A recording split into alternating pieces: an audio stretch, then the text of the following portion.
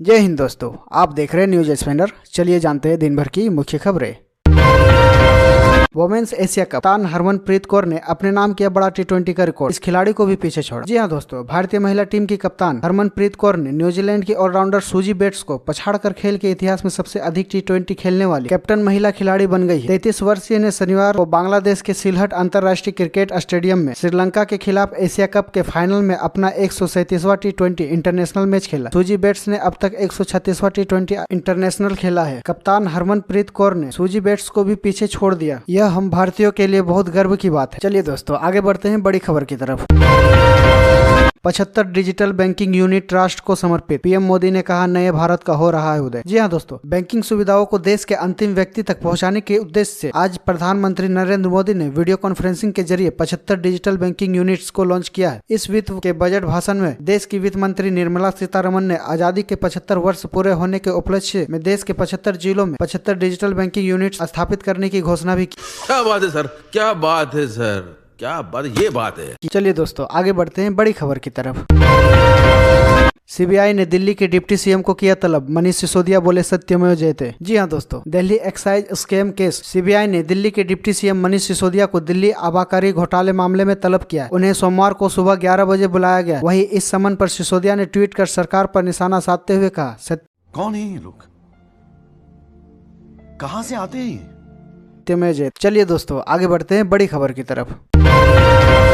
दूसरे दिन ही साउथ की कंटरा ने दिखाया भोकाल, नाराज देवता की कहानी लोगों को आई पसंद। जी हां दोस्तों, साल 2022 कन्नड़ फिल्मों के लिए बेहद शानदार रहा। KGF 2, जेम्स, 777, चार्ली और विक्रांत रोना जैसी कई फिल्में अब तक बॉक्स ऑफिस में ताबड़तोड़ कमाई कर चुकी। इसके बाद फिल्म कंटारा लोगों को मंत्रमुग्ध कर रही है। 30 सितंबर को रिलीज हुई इस फिल्म ने कुछ ही दिनों में 100 करोड़ से ज्यादा की कमाई कर ली है। फिल्म की दुनिया भर में लोकप्रियता को देखते हुए मेकर्स ने कंटारा को बीते शुक्रवार हिंदी में भी रिलीज कर दिया है और फिल्म ने दूसरे दिन में ही बॉक्स ऑफिस पर धमाका कर दिया। जबकि कंटारा का मुकाबला डॉक्टर जी, विक्रम वेदा, PS1 और तिरंगा कोड नेम जैसी हिंदी फिल्मों से था। चलिए दोस्तों, आगे बढ़ते हैं बड़ी खबर की तरफ।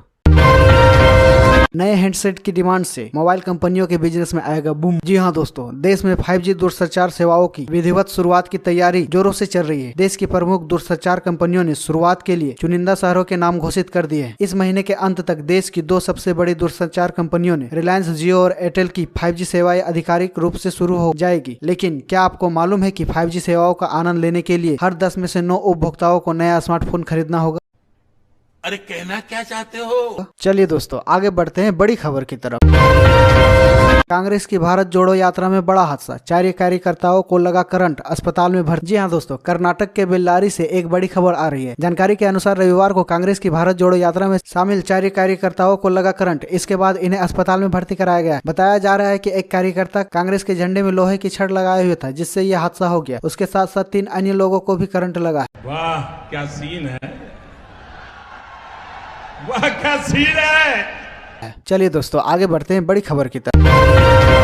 ग्लोबल हंगर इंडेक्स 2022 लिस्ट में भारत 107वें नंबर पर, नेपाल और बांग्लादेश से भी नीचे। जी हां दोस्तों, ग्लोबल हंगर इंडेक्स की 2022 की सालाना रिपोर्ट आ गई। भारत 121 देशों में से 107वें नंबर पर है, पिछले साल से 6 पायदान नीचे। 2021 में यानी पिछले साल भारत 7 पायदान गिरा था। पूरे दक्षिण एशिया में भारत सिर्फ अफगानिस्तान से ऊपर है। तालिबान शासित अफगानिस्तान 109वें स्थान पर है, जबकि भारत की स्थिति श्रीलंका 64, नेपाल 81, बांग्लादेश 84 और पाकिस्तान 99 से भी खराब।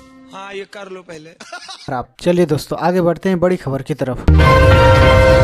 गंदा पानी पीने से नीट की तैयारी कर रहे छात्रा की मौत, 65 से ज्यादा बीमार। जी हां दोस्तों, राजस्थान के कोटा में गंदे पानी पीने की वजह से कई कोचिंग छात्र बीमार पड़ गए। वहीं जवाहर नगर के इलाके में नीट की तैयारी कर रहे एक छात्र वैभव रॉय की मौत हो गई। 18 साल का वैभव पिछले कई दिनों से बीमार था। बुखार और जॉन्डिस के बाद उसे अस्पताल में भर्ती कराया गया था। 2 दिन बाद हेपेटाइटिस A का पता चला। उसके ब्रेन में सूजन आ गई थी। 13 अक्टूबर को उसकी मौत हो गई। अब तक अधिकारियों ने वैभव की मौत के असल कारणों की पुष्टि नहीं की है। 65 से ज्यादा छात्र बीमार हैं। चलिए दोस्तों, आगे बढ़ते हैं बड़ी खबर की तरफ।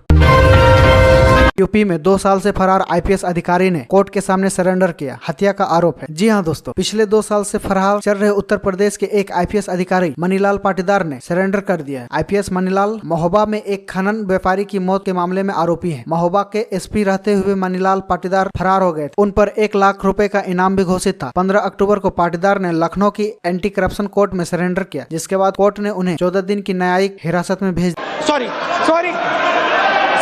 सॉरी दिया है। चलिए दोस्तों आगे बढ़ते हैं बड़ी खबर की तरफ।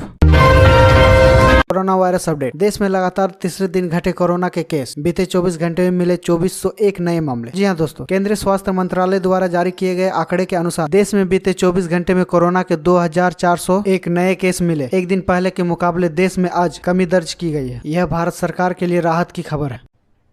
अरे कहना क्या चाहते हो? तो बढ़ते हैं आज के अगला कार्यक्रम की तरफ, मीम्स ऑफ द डे।